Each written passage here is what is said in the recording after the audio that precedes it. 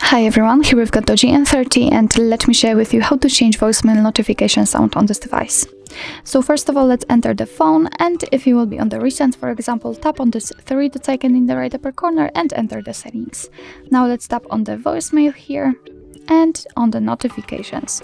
And as you can see, just tap on advanced, and here we've got the sound option, so let's tap on it, and we've been transferred.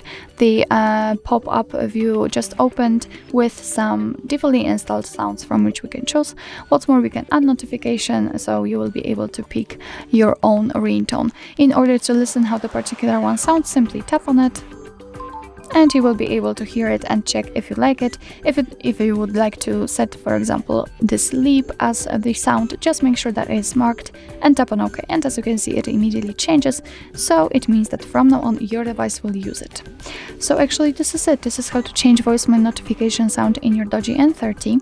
Thank you so much for watching. I hope that this video was helpful, and if it was, please hit the subscribe button and leave the thumbs up.